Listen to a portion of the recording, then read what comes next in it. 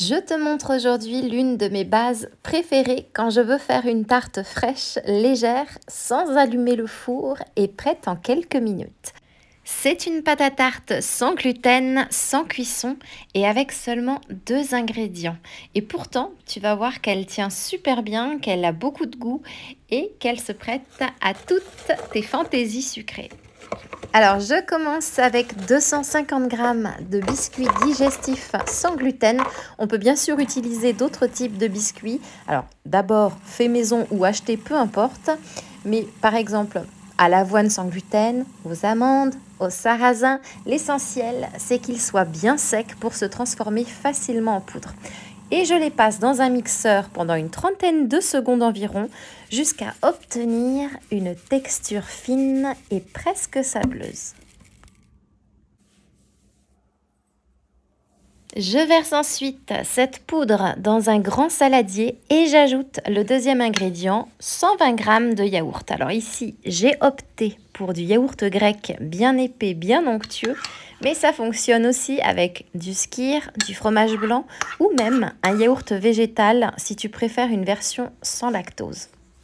Je mélange d'abord tout simplement à la cuillère, puis je termine à la main pour former une pâte souple qui ne colle pas trop et qui se tient. Et c'est tout. Pas besoin de cuisson, pas besoin de temps de repos. Elle est prête à l'emploi immédiatement.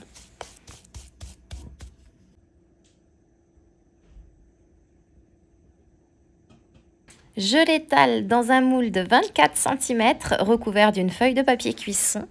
Et une fois la pâte bien répartie, je passe à la garniture que je vais te proposer ici également si jamais tu as envie d'une nouvelle idée. Et comme j'ai choisi de rester dans l'esprit estival, j'ai décidé de verser une couche de crème aux fruits de la passion que j'avais faite maison. Alors juste 4 ou 5 cuillères à soupe, juste ce qu'il faut pour parfumer le fond. Et je dépose ensuite des tranches de nectarines bien mûres, coupées un peu épaisses pour garder une belle mâche. Et je les badigeonne légèrement de jus de citron au pinceau. Alors ça va permettre de préserver la fraîcheur et d'éviter qu'elle s'oxyde.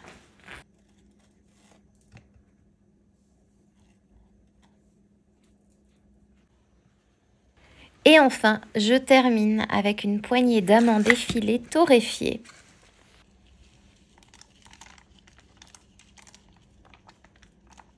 Et voilà, direction le frigo pour une petite heure, le temps que la pâte se raffermisse et que les saveurs se marient.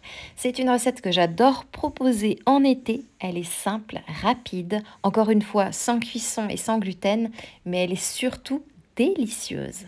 Et surtout, regarde en barre d'informations, je te donne d'autres idées de garniture. Et la question que je me posais à ton sujet pendant que je préparais ce délicieux dessert était la suivante. Est-ce que tu profites de l'été et des beaux jours pour passer en mode recette fraîche?